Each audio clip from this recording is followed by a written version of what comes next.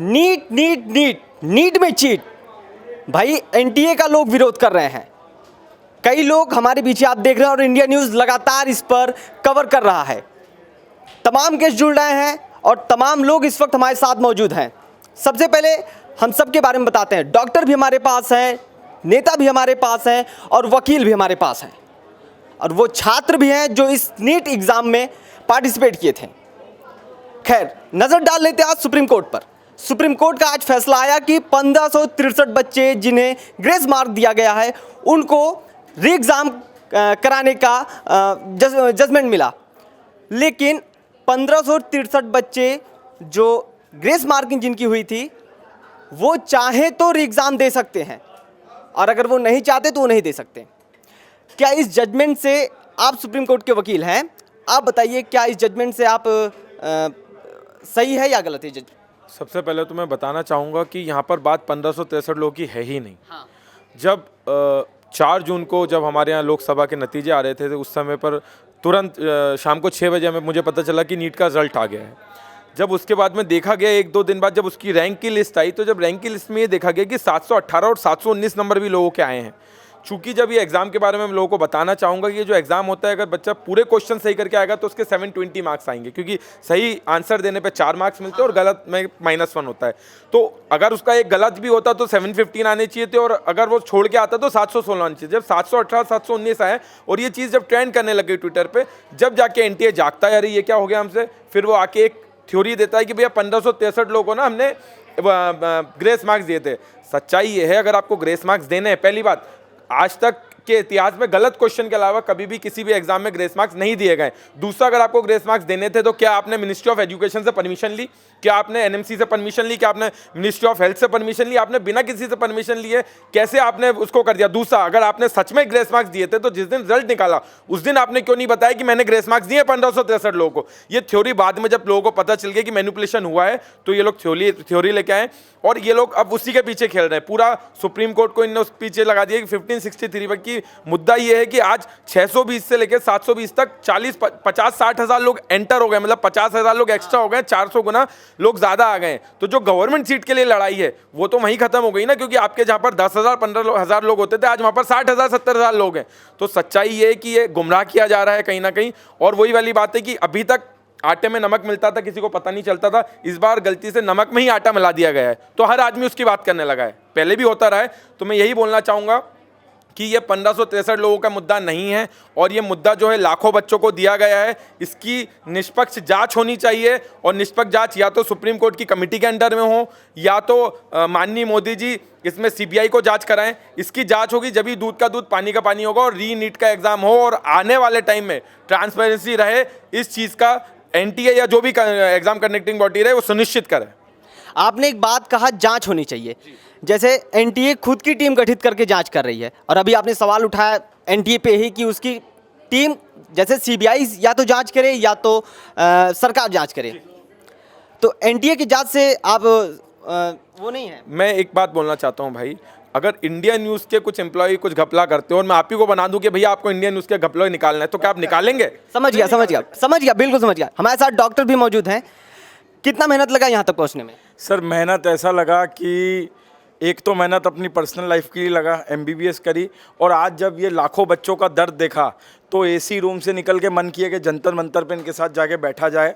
दिन भर से हम बैठे, और इनके लिए ये अभिभावक भी हमारे साथ हैं, हम लोग खड़े हुए हैं।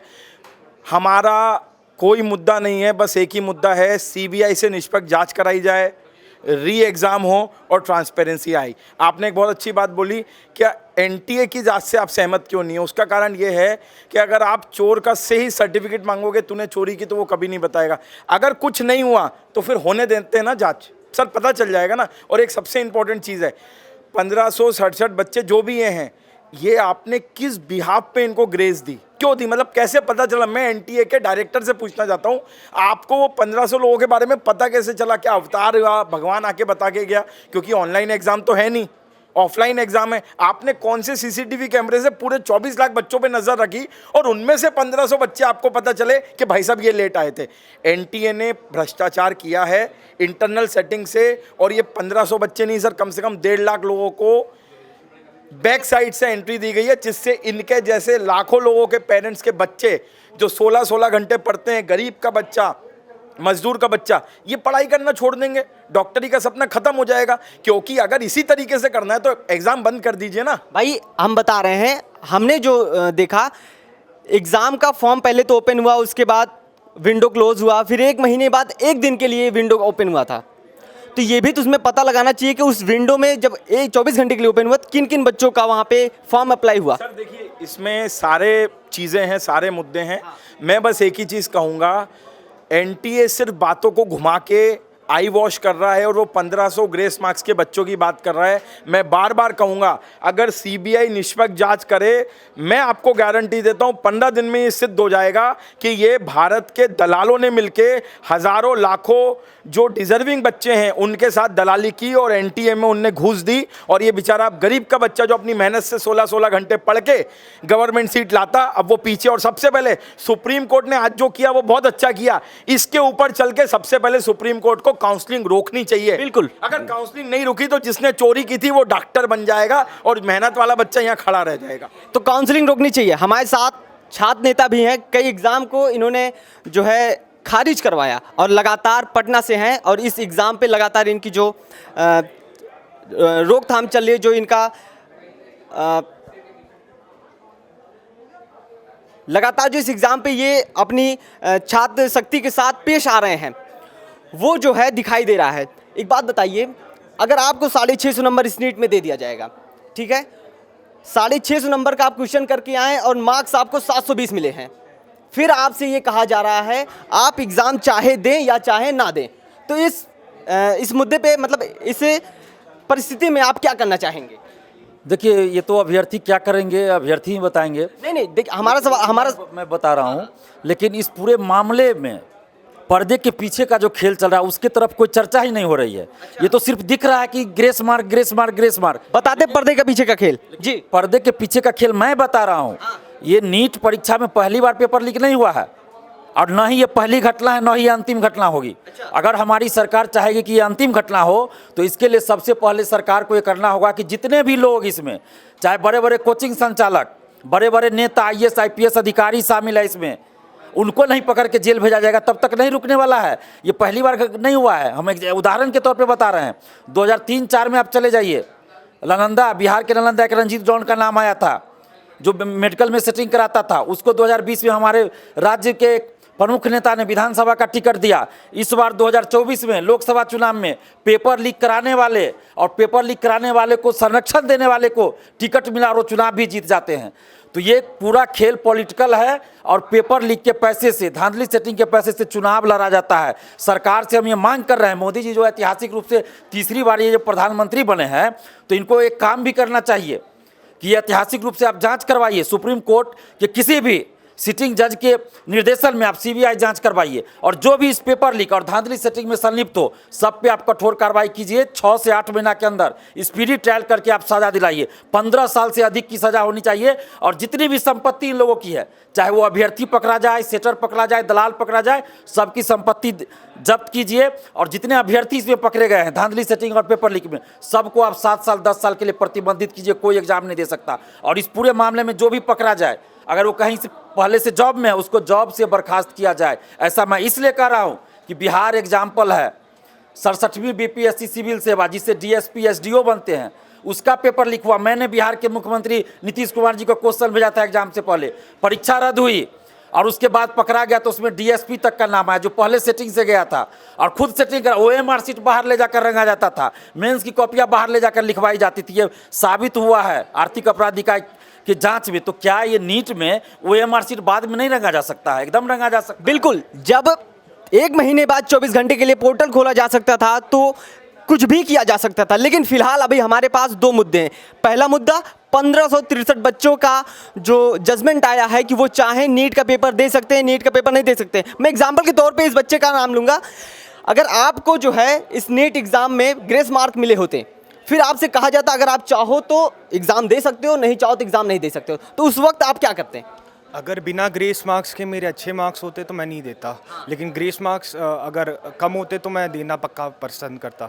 जैसे भी मेरे 618 मार्क्स आए हैं बिना ग्रेस के ही, तो आप इन्फ्लेशन देखेंगे रैंक्स में तो 4 टाइम्स का इन्फ्लेशन है। ये जो बात है ये सिर्फ ग्रेस मार्क वाले बच्चे ही री एग्ज़ाम करेंगे, इन्हें सुप्रीम कोर्ट ने बताया। लेकिन मैं पूछ रहा हूँ आपसे, अगर आपके 680 मार्क्स हैं, अगर आपको ग्रेस नंबर, क्योंकि ग्रेस नंबर 10, 20, 30 नंबर नहीं दिए, 100 से 150 नंबर ग्रेस मार्क्स में आए हैं, ठीक है। अब बात ये है कि आपको 720 नंबर दे दिया गया, 719वां नंबर जानिए आपका है, मान लीजिए। अब आपसे मतलब आप जजमेंट आया कि जो 1563 बच्चे हैं ये ग्रेस मार्क्स वाले बच्चे हैं, इनको जो है री एग्ज़ाम देना होगा, अगर उनका मन किया तो, नहीं तो वो नहीं दे सकते, वो बाधित नहीं है। तो इस वक्त आप क्या करते हैं? जैसा कि आपने बोला मेरे 719 आए हैं, लेकिन मेरे को असली मार्क्स मेरे पता है, मान लीजिए मेरे मार्क्स असली 650 हैं, तो 650 मार्क्स पे अगर मेरा होता है किसी कॉलेज में तो मैं बिल्कुल एग्ज़ाम देना पसंद नहीं करूँगा। लेकिन अगर लग रहा है कि मेरे करीब 500 मार्क्स आ रहे हैं जो कि किसी भी गवर्नमेंट कॉलेज में मेरा नहीं होने वाला है, तो मैं पक्का एक बार ट्राई तो करूँगा ही देना। तो बिल्कुल, बस यही पूछना चाहता था। और अभी हमारे साथ पेरेंट्स भी हैं। अंकल एक बात बताइए, जब आप किसी कोचिंग संस्थान में जाते हैं अपने पेरेंट्स भी हूँ। अच्छा माफ़ करिएगा। हाँ हाँ बिल्कुल। सर मेरा नाम अली अब्बास है, मैं एक समाज सेवक हूँ और मेरा शुरू से बचपन से डॉक्टर लोगों से बड़ा प्यार है। और एम्स डॉक्टर से सभी प्यार है, डॉक्टर तो भगवान का स्वरूप है। जी भगवान स्वरूप है। तो जैसे हमें ये लोगों को पता चला तो हमारे एडवोकेट नीरज साहब, मेरे इनसे अच्छे ताल्लुक आते हैं डॉक्टर में, सबको इनको इकट्ठा करके मैं कह यार कुछ करो।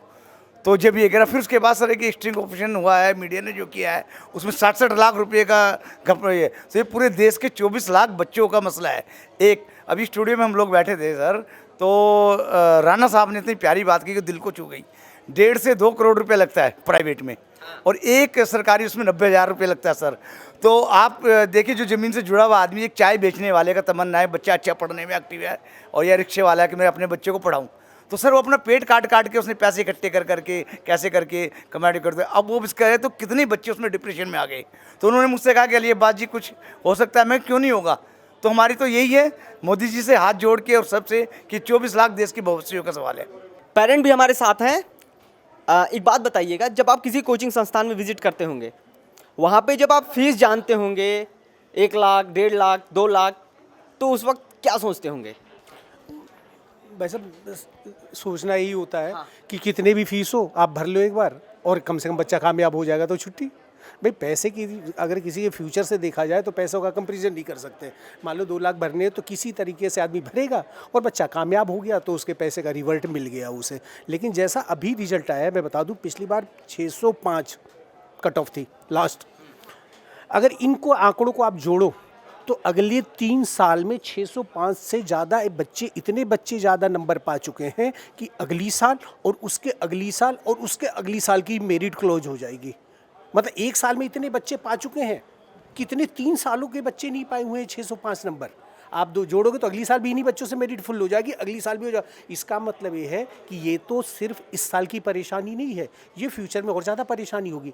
अब ये मान लो जो बच्चा 610, 20, 30, 40 नंबर भी पाएगा, उसका अगली साल भी मेडिकल में नहीं हो पाएगा कहीं, उसके अगली साल भी नहीं हो पाएगा, क्योंकि ये जो बच्चे 660 नंबर पाए हैं अगली बार ट्राई करेंगे, 660 वाला 680 पाएगा, 640 वाला 20-30 नंबर तो बढ़ाएगा ही बढ़ाएगा, तो ये अगली बार भी 660 में क्लोज होना है। तो अगली और आगे सालों के लिए भी ये मेरिट बहुत टफ होने वाली है। ये साल तो छोड़ दिए, ये साल तो जो हो नहीं रहा है, ये बवाल तो कई सालों तक चलेगा। ये भाई एनटीए लगातार जो अपना प्रेस रिलीज किया उसमें ये कट ऑफ इंक्रीज ही होते लगातार जा रहा है। अगर आज सिलेक्शन 650 पे हो रहा है तो ये मत सोचिए कि अगली साल आपका 640 या 630 या 600 पे होगा, लगातार वो बढ़ता जाएगा। खैर लगातार ऑपरेशन जारी रहेगा। देखते रहें इंडिया न्यूज़ का डिजिटल प्लेटफॉर्म। धन्यवाद।